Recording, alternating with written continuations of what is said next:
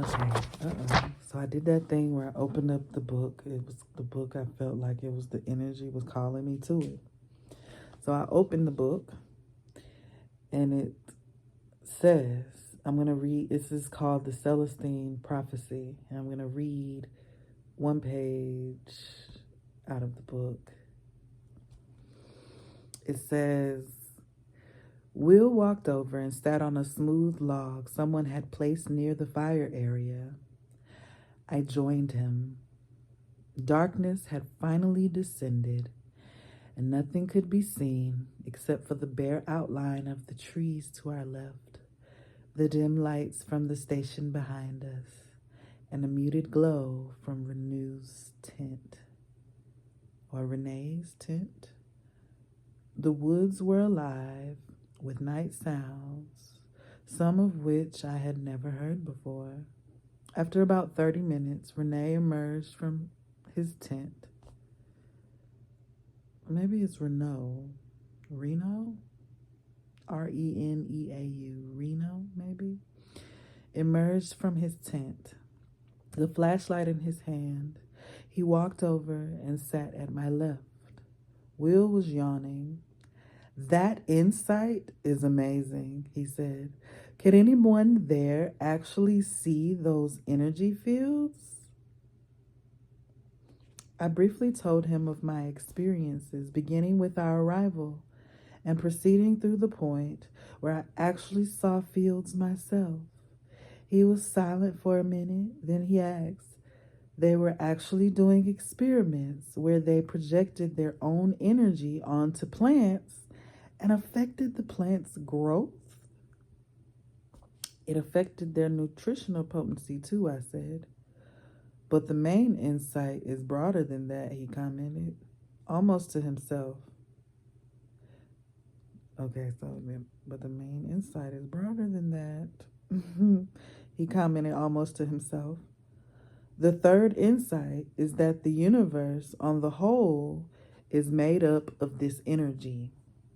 And we can affect perhaps not only plants, but other things as well, just by what we do with the energy that belongs to us. The part we can control. He paused for a full minute. I wonder how we affect other people with our energy. Will looked at me and smiled. I'll tell you what I saw, I said. I witnessed an argument between two people, and their energies were doing really strange things. Reno pushed up his glasses again. Tell me about that. Will stood up at this point. I think I need to turn in, he said. It's been a long day. We both said goodnight, and Will entered his tent.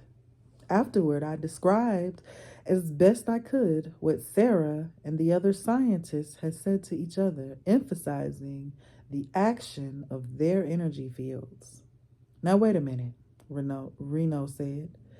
You saw their energies pulling at each other, trying to say capture each other as they argued? That's right, I said.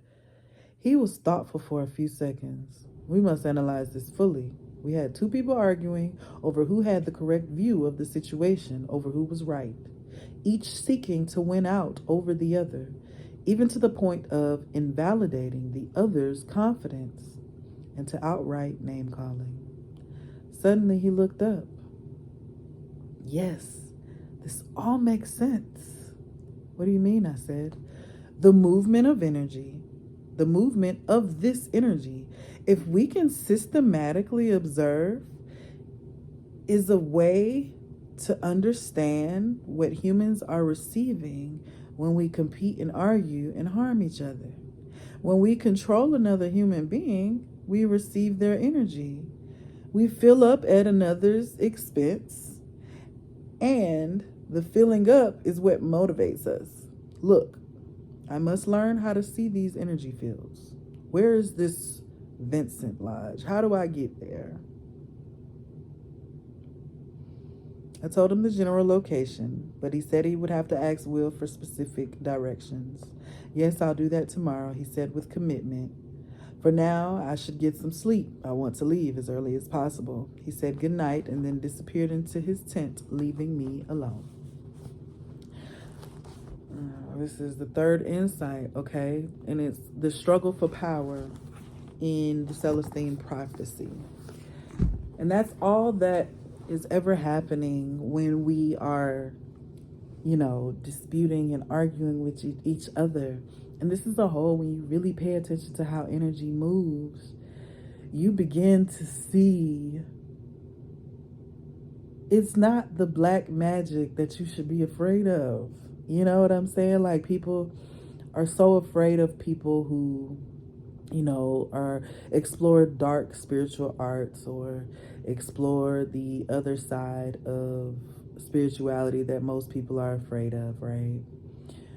They explore the shadows. They get to know the shadows, one who knows their shadows will know themselves. But if the person is not aware of the shadows, they won't know how their energy is affecting others, how they're moving, anything like that. And it becomes a battle of wills, right? Because we do have free will, and that's the one thing that is not violated. It is something that we all have, but it's the one thing that allows evil. It's what allows evil to exist, and it's why evil can't be eliminated, because free will, as long as there's free will, evil will exist. Okay? And so in this free will, people make decisions based on what they think is best, even if it's not what serves the whole, right? It's what they think serves it, but it's bred out of trauma or a lowly place, a very lonely place, rather, I read the scene of where it was set up instead of just reading the prophecy, because all of it matters. It's what matters when you even look at what did it start off with. Even though it was talking about the darkness of them being outside in the tent and things like that, but the darkness descended upon them is what they in essence said, right? But they were talking about arguments and the energy that happens in arguments. So it's highlighting the darkness, right? If you start paying attention to symbolism and how things show up in your life, how energy shows up, you start to see that everything is actually related.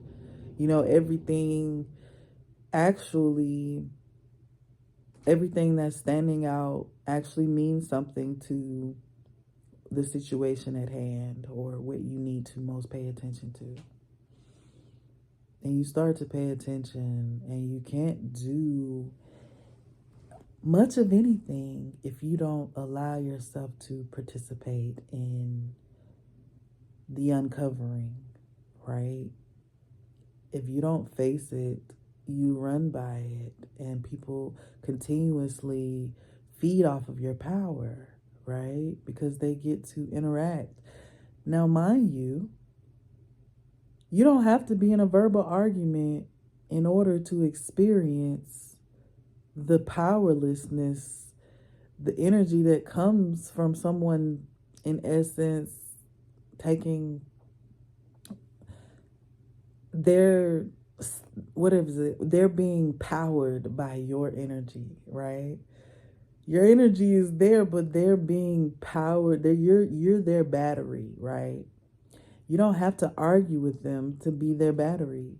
Their will and their thoughts can place something on you so strong that if you're not aware of their thoughts and intentions, if you haven't built up your sensitivity or released enough so that your sensitivity can be more obvious to you, or if you haven't faced that thing within yourself, you don't realize the way in which that person is siphoning your energy. This person might come smiling and you might think they're there for you, but they're really controlling you. You don't even realize that this person that's smiling in your face, they don't even realize they're trying to control you. They actually they genuinely want you. Think about a relationship. This person genuinely loves you. They genuinely appreciate you for who you are, right? But the trauma in them is afraid that they won't have that, right? If they don't do all they can to make sure that they hold on to it, right? And that's where the control starts happening. So they start trying to move the pieces and control things in a way that, whew, I'm going to get what I want. You know, it's the want that creates the energy deficit within the other person that's not aware of how strong their want is over them. It's not until this person awakens from that energy, right? They're outside of that energetic space where they can even see it. Sometimes it doesn't even take for you to necessarily clear it within yourself to see it. Sometimes it just requires you to step away from it so you can be the observer and see it. And then if you're the observer and you see that something's off. You may not know what it is because you haven't seen it within yourself yet, but you know that something's off. And you know that you don't feel right. And you know that every time you go around this person or this particular energy or people like this energy, that you feel depleted, drained. And it may be this person does nothing wrong to you, nothing bad. You're like, ah, they're a good person, you know, but why do I feel this way around them? They haven't done anything wrong to me. Oh yes, they did. They want to possess you. And possession, okay, when a spirit wants to possess you, that's not a good thing. When anything wants to possess you, it wants your energy. And they don't realize that that's what they're doing. So what you have to do is cultivate the light within yourself to rid yourself of that influence, right? But you have to call it out within yourself. You have to see it. You have to see how you created it. You have to see your involvement in it. You have to see it, because if you don't, then you will never free yourself from it. You won't see it coming when it hits you again, because you didn't face it. It's still there, so it just went dormant for a while. And so that's how we get to those patterns where we start experiencing the same relationships just with different people. And we're like, why? Oh, okay.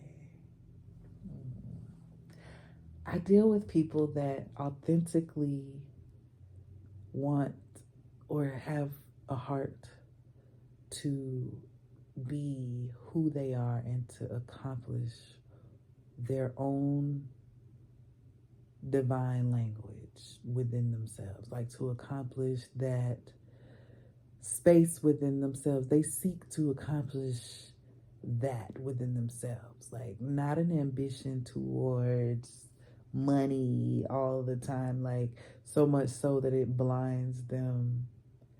It's none of those things become a factor because you've cleared it within yourself. So anyways, I hope that is a message for you today as well. Gosh, we got a lot. I gotta go to sleep. I gotta let some work happen. Peace, y'all. Whew. All right.